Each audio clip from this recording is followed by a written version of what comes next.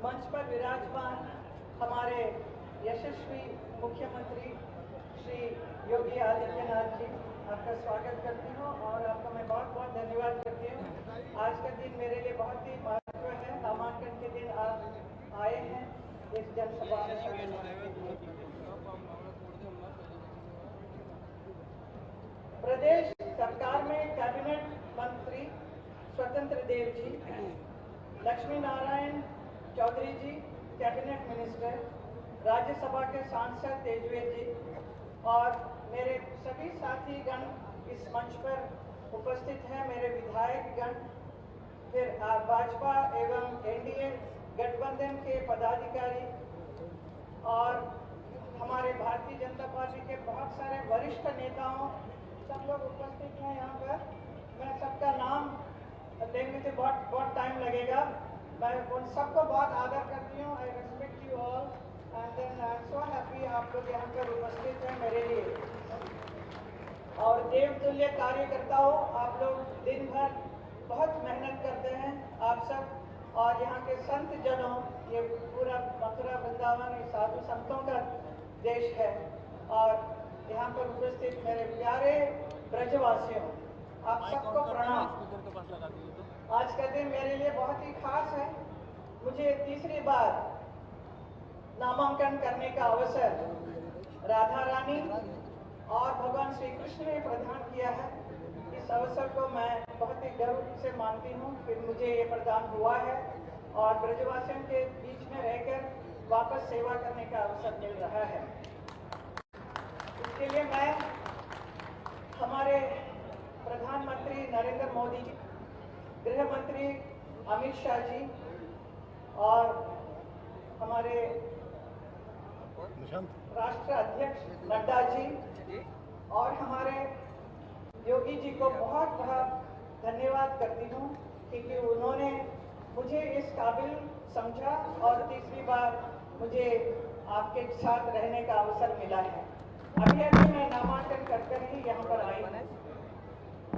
मुझे बहुत गर्व है कि मैं बहुत सालों से, पिछले कई सालों से, शुरू से मैं बीजेपी के साथ ही जुड़ी हुई हूँ, जो आज बहुत ही बड़ी पार्टी है देश में। ऐसे एक पार्टी के साथ जुड़ना मेरा बहुत ही गर्व का महसूस करती हूँ। इस सफलता के पीछे कई पीढ़ी, 4 पीढ़ियां कट गई हैं। उनका तप और परिश्रम की वजह से उसका फल आज हम सब कार्यकर्ता उसको महसूस कर रहे हैं। उन सब महान आत्माओं को मैं नमन करती हूँ। और अभी 2 दिन के बाद ही 6 तारीख को हमारे भारतीय जनता पार्टी का स्थापना दिवस भी है। 2024 के लिए हमारे प्रधानमंत्री ने हमें 400 का लक्ष्य दिया है। ये लक्ष्य जरूर पूरा होगा। कारण है हमारी नीति, नैति और नेतृत्व।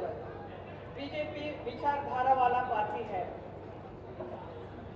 प्रधानमंत्री नरेंद्र मोदी जी के नेतृत्व में और गृह मंत्री अमित शाह जी के रणनीति के तहत 2019 में धारा 370 का पूरा खत्म किया और उसे पूरा भी किया है।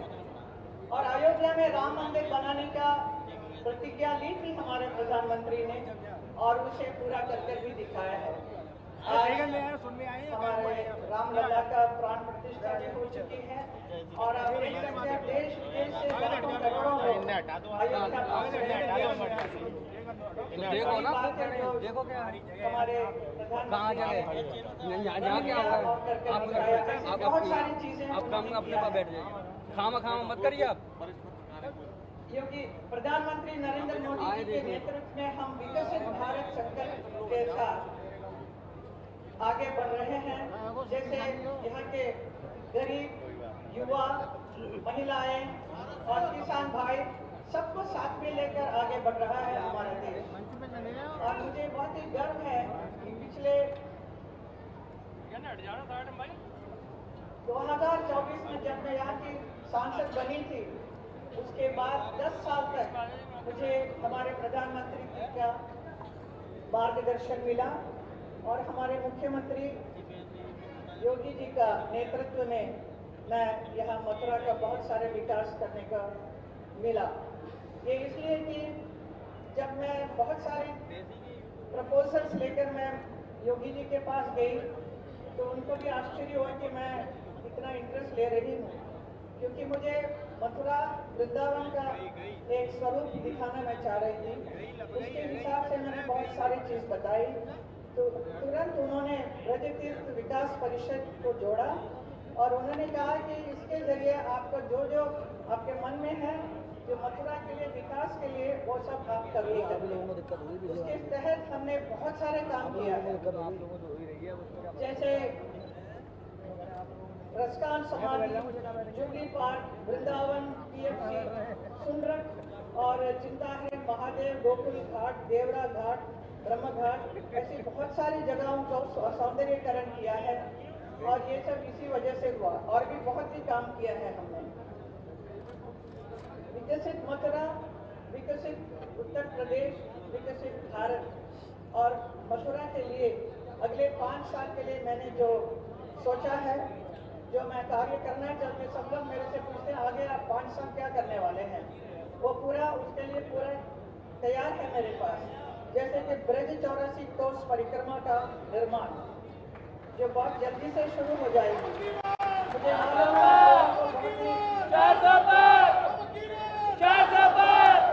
मथुरा गोवर्धन रिंग रोड का निर्माण कार्य और मथुरा से वृंदावन रेल मार्ग निर्माण कार्य बाद में अवश्य हुआ तो इसमें मेट्रो का भी कार्य शुरू हो जाएगा। सांस्कृतिक उत्थान के लिए जनपद में कला एवं संस्कृति क्षेत्र में युवाओं को प्रशिक्षण हेतु राष्ट्रीय स्तर के वर्कशॉप की स्थापना का भी कार्य हो रहा है। नॉर्थ ईस्ट रेलवे के अंतर्गत मथुरा कासगंज रेलवे लाइन का दोहरीकरण का कार्य, नॉर्थ ईस्ट रेलवे के अंतर्गत मथुरा बरेली रेलवे लाइन को अलीगढ़ से जोड़ने का काम, ये बहुत ही आवश्यक है। मुझे बहुत सारे लोग आकर मेरे से कहते हैं, इसके लिए ये सब कार्य हमने किया है। और सबसे पहले मैं ये कहूँगी कि यमुना का शुद्धिकरण, यमुना का माइक भी लगा दो।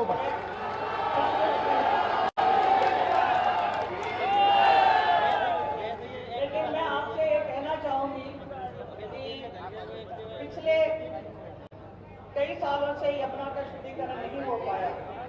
अभी आपने योगी जी ने भी अभी कहा था कि मैं पार्लियामेंट में इस मुद्दे को पहले यही उठाया था जब मैं पहली बार सांसद बनी थी कि यमुना का शुद्धिकरण होना चाहिए। तो उसके बाद नमामि गंगे शुरू हुआ और गंगा का निर्मल पानी आने लग गया है। वैसे ही यमुना का भी काम है, लेकिन यमुना का इसलिए नहीं हो पा रहा है क्योंकि दिल्ली से जो गंदा पानी है, नाले का पानी, उसे छोड़ा जाता है। जो यमुना का पानी दिल्ली में आता है उसमें 80% दिल्ली में रह जाता है और सिर्फ नाले का पानी हमारे लिए मथुरा के लिए छोड़ा जाता है। इस विषय में मैं बहुत सारे लोगों से बात किया है पिछले कई 10 सालों में। ऐसा नहीं कि मैं इस विषय में इंटरेस्ट नहीं लेती, बहुत इंटरेस्ट लेके कई लोगों से बात किया, कई संतों से भी बात किया है और वो लोगों ने भी बताया कि ऐसा ऐसा करना चाहिए, लेकिन काम बहुत मुश्किल कठिन है। इसके लिए मैं चाहूँगी कि आप सब लोग मेरे साथ जुड़िए और सब लोग मिलकर जाकर दिल्ली में दबाव डालेंगे ताकि ये काम होगा। और मैं चाहूँगी हमारे योगी जी भी हमारा साथ देंगे इस विषय में।